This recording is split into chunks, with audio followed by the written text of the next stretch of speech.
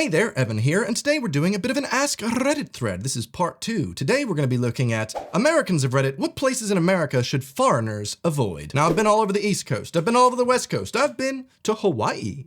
Hopefully I've not made any of these mistakes. Number 1, oh my god, big one. I see no one has said it yet. Hollywood. This is a really weird one probably if you're a tourist going, what? Why wouldn't I visit Hollywood? It is just a grim area. It's like the definition of tourist trap. If you're trying to walk around and see like the stars and stuff, I guess there's like bad food in that area. There's loads of people trying to ask you for money. It is not, there's nothing to do in that specific part where the Walk of Fame is. Just maybe if you're really desperate, you just want to say you've been there, sure, then you can also tell people not to go, but you don't go to Hollywood. You can climb up to see the sign. That's actually cool. I do that all the time. Highly recommend, but maybe skip out on the Walk of Fame. This person says, Hollywood, it's filthy, you got the people are scary, and you have don't expect decent eating. Pretty much everything I just said from my experience, I very much agree. And yeah, they're talking about Hollywood Boulevard, not the entirety of Hollywood, just Hollywood Boulevard, the Walk of Fame area, that type of place. Visiting the steaming acidic hot springs in Yellowstone. I've never been to Yellowstone. It's always like out in the middle of nowhere. I want to, but why? Will you die? I visited Montana. There was a coffee shop in a little town by the entrance of Yellowstone that had a death pool for when the next tourist would die by either going off the trail to be boiled alive in the hot springs or trying to pet a bear/buffalo. You gave $1 and predicted the day. What? If someone died on your day, you won the pot. Oh my god, that's horrible. All right, word to the wise, maybe don't fall into the death pools. Next up, we have avoid going to one location thinking another location across the country is a short trip. Unless you're really into the road trip vibe, sure. I feel like Americans don't realize just how much Europeans love the idea of the American road trip. We don't really need to drive as much, in London specifically, and a lot of major capitals and major cities in Europe, so being able to just drive all over the place and visit lots of different things is kind of cool. I feel like Europeans like the American road trip just as much as Americans do. If that means I have to drive for 9 hours a day to do LA and Yosemite in one day, I'm gonna do it. If you're in a national park, listen to what the caution signs say and don't venture off the paths. One is because of the wildlife, and the other is because humans don't need to ruin everything in nature just to get a photo. Also, don't fall in the Grand Canyon, you will die.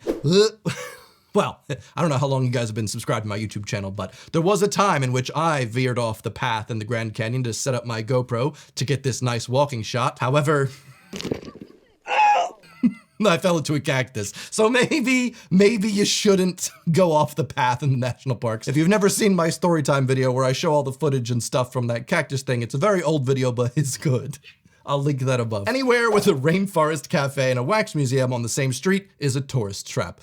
I do not understand how those places operate. Who wants to go to take a selfie with a wax celebrity? No one thinks it's real, and also, why? I truly do not understand. Rainforest Cafe, yeah, I don't know, my mate Eddie Verbax, he's been to all of them in the US. I think he needs to come to the London one now. We can go together. Eddie, give me a ring. I'm excited. I've actually only been to the one in Florida and it was okay. I liked the thunderstorms, but yeah, very touristy. Places you shouldn't visit in the US, northern Wisconsin, because that's where I live and I don't like people. Don't worry, mate. Literally no one wants to visit Wisconsin. I'm sorry. Gary, Indiana. America should avoid this as well. Oh boy, the one from The Music Man turned into quite a sketchy place. Another one that I don't think many people are going, I want to visit that. Unless they're quite old and they just think of Gary, Indiana, the song, and they're like, ah, that must be nice.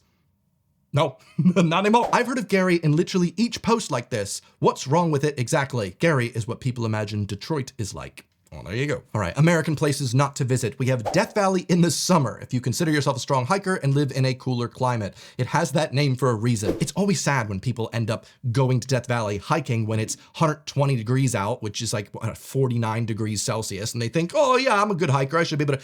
It's not fit for human life. It's not called Life Valley. I've actually gone through Death Valley because I wanted to say I've been, but I didn't get out of my car except for 5 minutes to go, it's hot. Then I got right back in and kept driving through. Oh, this was interesting. It says, don't hike into the wilderness of Colorado, especially for teeners. I don't know what that means, without knowing wilderness survival and responsibilities. I've got my wilderness survival merit badge, it should be fine. Tourists die on our mountains and in Rocky Mountain National Park all the time. Do your research, altitude is no joke.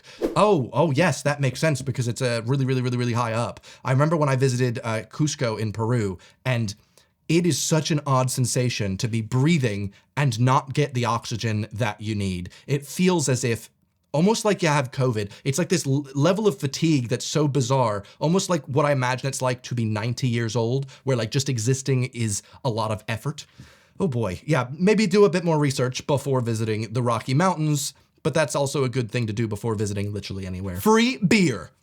Did it get your attention? Well, today's video sponsor, Beer 52, is offering you free beer. Let me tell you about it in my kitchen. 'Tis the season. It's time for Wiesn. Oktoberfest is finally here, and you know what that means. Beer 52 is offering you free beer, an entire case of beer from Germany and beyond. Simply go to beer52.com/Evan to get your free case of beer. Simply pay the £5.95 postage, and sure enough, 8 craft beers, all Oktoberfest themed, will be arriving right on your doorstep. But what exactly comes in your case of free beer? Can you believe?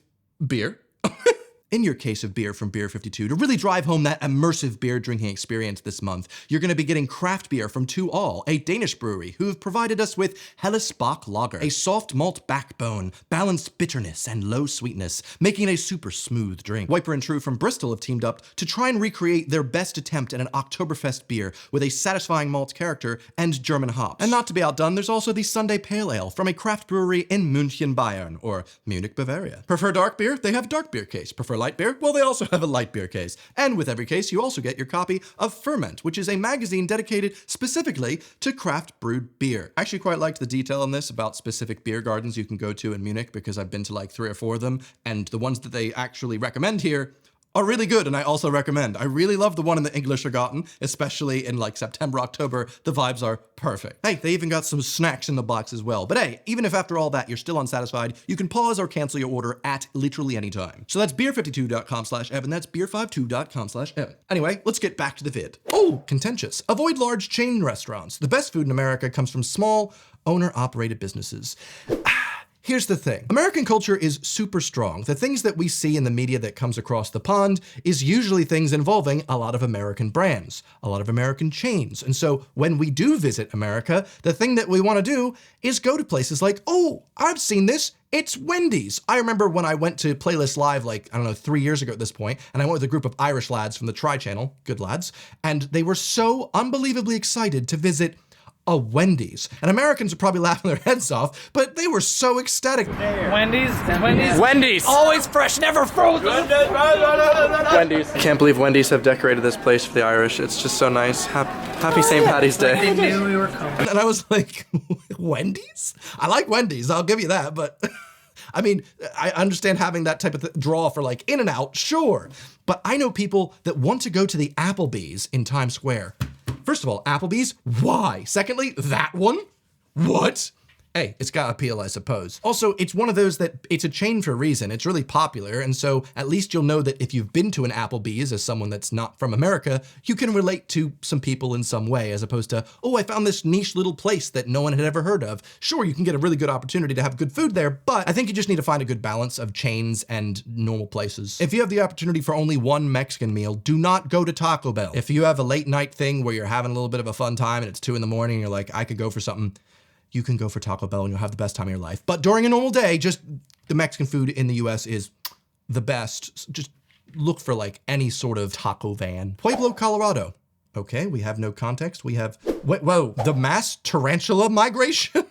I'm sorry. Yeah, no, I'm not interested either now. I'm good. I will not go to town, Colorado. Do you live in town? Yes, in state and in place. My home state's coming up. Trenton, New Jersey. It's the state capital. There's a good museum, but it looks like a bombed out looted shithole, and I won't even stop at red lights while in Trenton. I'm sorry. Do you have Trenton confused with Camden, New Jersey? Let's calm down. I've only been to Trenton once, which was like a trip for 5th grade.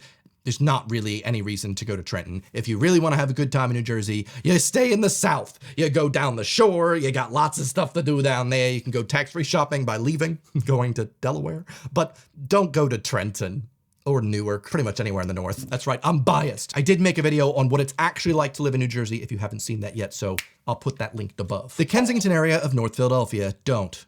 Just don't. It is really depressing what that area has become. There are videos online showing just everyone's just drugged out doing that zombie walk, and it's so depressing. That's not the entire city of Philadelphia. There are really lovely areas, but I was always taught you could be on one street, which is super safe with like Temple University and the like, and then go one street over and there's huge amounts of gang violence. So you really just have to know where you're going if you're going to the city of brotherly love, because it can be a bit dangerous. And that's someone that grew up right there.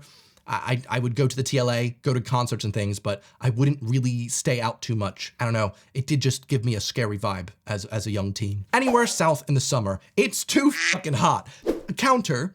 I like the idea of visiting hot places when it's really hot. I want to experience that incredible level of humidity. Like when I visited Canada, I did it in the winter and got to experience negative 25 degrees and I was like, ah, sweet. Same with when I visited Finland. It was really, really cold. That's when I wanted to visit it. I don't want to have mild temperatures. I want to feel what you feel in the heat or the cold. See, that's my tip. Oh my God, not American, but as a tourist trying to travel on the cheap, I made the mistake of booking a Greyhound bus ride. There's a reason it was cheap. Ugh. I have booked Greyhounds. It's because there's just no good public transport in the States. It's very frustrating, but I've had to take a Greyhound from like Nashville through to Atlanta to get to Orlando, and God, it's usually like 3 or 4 in the morning. You're with some interesting type of folk, and it is not comfortable in any sense of the word. I really wish there was a good bus type system in the States because it's desperately needed. I have done Megabus and I haven't hated it. Like that's actually how I went to New York to get my passport to actually move to the UK. And that wasn't too bad. And it was also really cheap, but Greyhound is just not the one. Now, my first thought of places you probably shouldn't visit in America did not come up in here. I've actually searched for it, and that is the Tenderloin in San Francisco. San Francisco is truly a beautiful city, but there are parts of it that you really, truly don't want to go. And when I went to visit San Francisco, I looked for the cheapest area I could, and that was in the Tenderloin. I got a hostel there, and I would not do that again. I would rather sleep in my car, literally anywhere else but the Tenderloin. It was not good. It was hard to sleep because I heard screaming literally all night. Not just like, ah, type of scream, but just chaotic, psychotic rants, shouting, random conversations with one-sided. No one's talking to this person, but he's just screaming about things.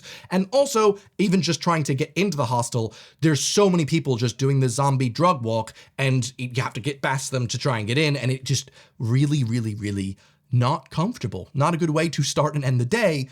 Don't go to the Tenderloin in San Francisco. That's my tip. I'll say it, Gatlinburg, really. I've had a lot of friends that have been to Gatlinburg and they quite enjoyed it. Too many people and it's a huge tourist trap. But yeah, it's you got some stuff. I've never been, so I don't. New Orleans during Mardi Gras and Manhattan during New Year's. If you like the smell of piss, shit, and vomit, ignored my advice. I've actually been to New Orleans for Mardi Gras. It was, oh my God, packed. It was really cool. I went alone. There were bits in which I felt highly uncomfortable and unsafe, but I was fine. And I did quite enjoy myself. I still have the beads. I've got beads. I've got beads. This is what I get, okay? No, I didn't show anyone my titties. I just got some beads by waving and being like, please give me beads. So Mardi Gras, I actually wouldn't not recommend it. I think it was a huge vibe. I think New Orleans is probably a better place to visit when it's not that packed, because I believe it gets 4 to 5 times its size in terms of the people there during that week. But I had a good time. The food is really delicious and it's full of people, and I don't know, I thought it was pretty fun. I've also been in New York City during the St. Patrick's Day parade, and that was quite fun. Well packed. If you think Manhattan is packed on a normal day, Lord, don't probably do that either. Don't go to Six Flags. Excuse me. Why not go to Six Flags? I will disagree with that completely. It says, and don't stay in any hotels, motels with an exterior entrance that leads directly into your room. I'm confused as to why. Six Flags Great Adventure in New Jersey has the tallest, fastest roller coaster in the world, King Ka, and it is quite good. It's not as good as Dorney Park and Wildwater Kingdom in Pennsylvania, but it's tallest, fastest. Come on, it's good. What's wrong with Six Flags? In terms of motels, they're really, really grimy and really, really cheap. So like you kind of pros and cons. And we have Times Square. As a native New Yorker, I highly recommend going to Chelsea. Oh, that's a good place. The Village or anywhere in Central Park over this overrated monstrosity dedicated to capitalism. I don't think you can tell any tourist from the non-US not to visit Times Square and have them listen to you. It's just going to be a place that they're going to visit. They'll go and go, oh, that's cool. It gets to see all the billboards. As long as you don't plan to spend a lot of time there, their advice to visit Central Park is probably really good. Central Park is really, really beautiful. And Central Park is right next to the Guggenheim Museum, which is my all-time favorite museum in the whole world. It's got like really good modern art. Ugh, love it. Beautiful. Recommend that over Times Square, but maybe just go for a little bit, see the billboards, be like, all right, I'm done. Fun asterisk, at some point in 2011, I was actually on billboards in Times Square. I'd won some competition for American Eagle, and I had these really cringe-looking photos all over for everyone to see. Thank you to the people who have still subscribed to me since then, who helped me win that award over 12 years ago. I think I had like 500 subscribers, so if any of you are still there, thank you. Now, I tried out a different video style the other day where I did a deep dive on something I thought was super interesting, which was a crazy tiny mistake that cost my home state's teachers $400 million. If you haven't seen that video yet, highly recommend it. Give it a good old watch. Tell me what you think. Anyway, thanks for watching today's Reddit video. More videos coming every Sunday. I'll see you guys next week. Goodbye.